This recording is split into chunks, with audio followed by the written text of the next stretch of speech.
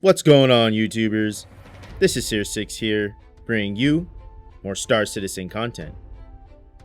Now today, I want to talk about light to medium-sized fighters within Star Citizen.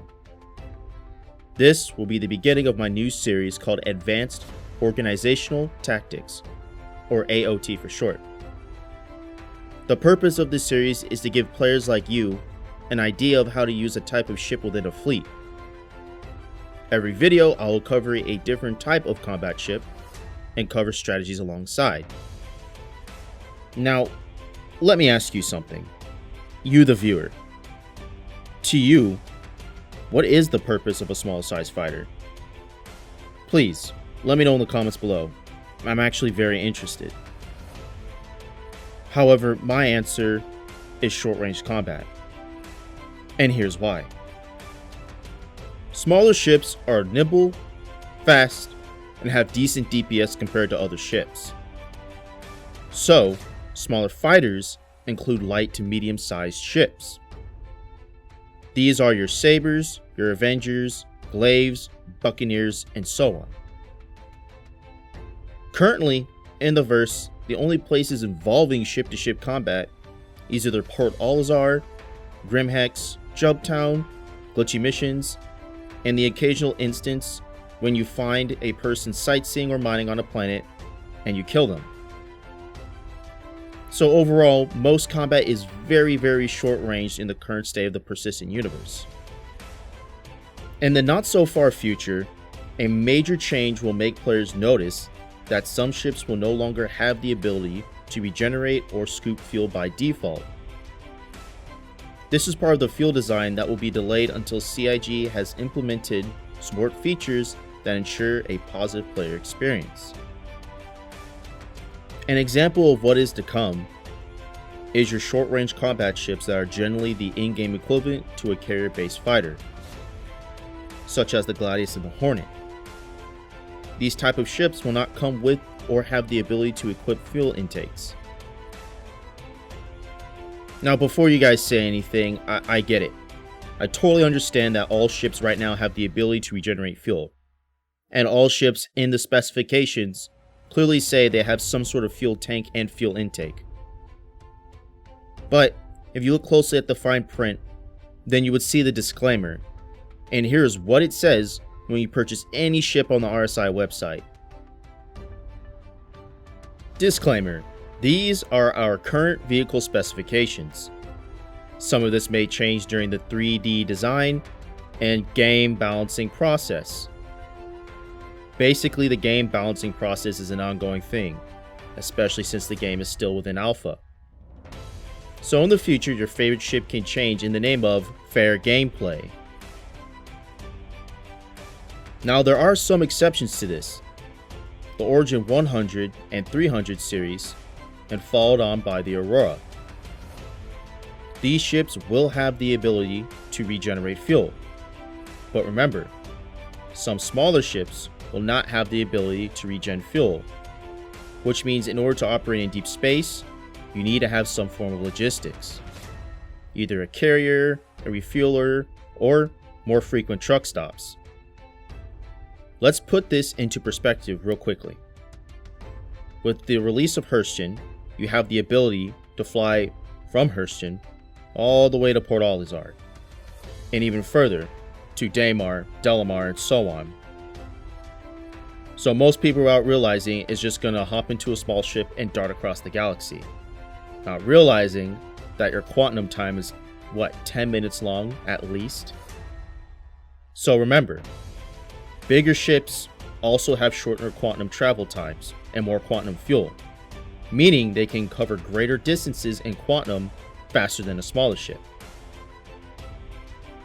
In the future, I suspect that a smaller fighter would have the ability to jump across a solar system, but then would have to refuel before another long jump.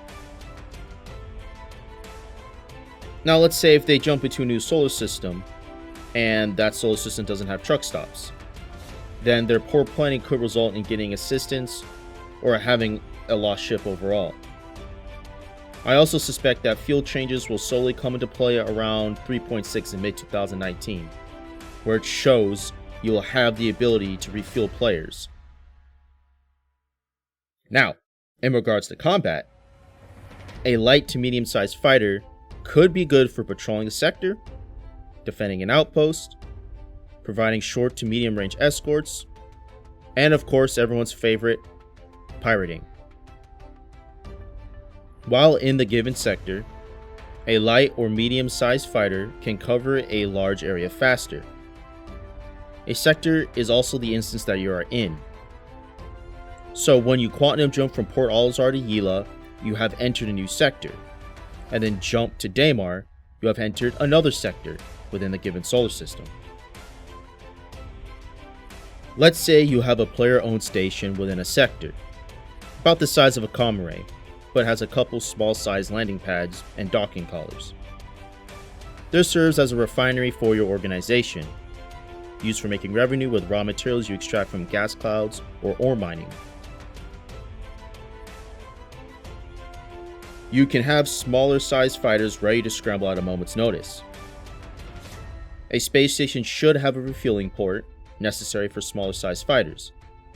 In return, your fighter will have the ability to come back, refuel, and continue patrolling the sector, or patrol a neighboring sector through a quantum jump. If you are defending an outpost on a planet, small ships also come into play. Fighters that are not alien will be better in atmospheric conditions compared to fighters that are aliens, which will be better in space. So your fighters will have an edge over something like the A2, which is to come to destroy your base. And during a large-scale invasion, a smaller fighter will have the ability to wreak havoc in greater numbers, and are generally speaking more cost-effective compared to a Hurricane or a Warden.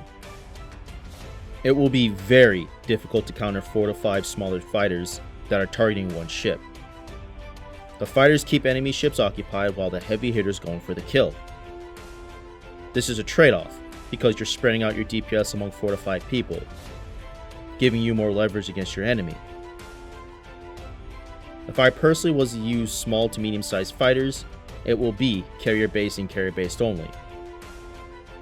The reason why is because having extra ships flying around that aren't designed with long range in mind could create more delays, and waste fuel for bigger ships if you have a heavy refueler on standby.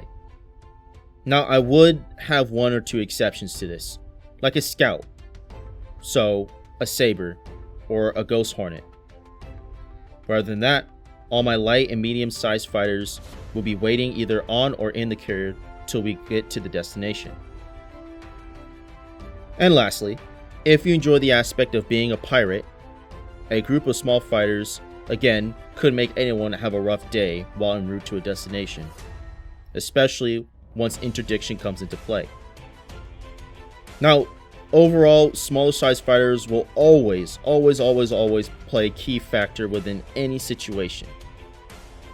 It's just you need to be aware of what is to come down the pipeline in 2019. So, with this all explained, you need to be able to back up the ship with proper logistics.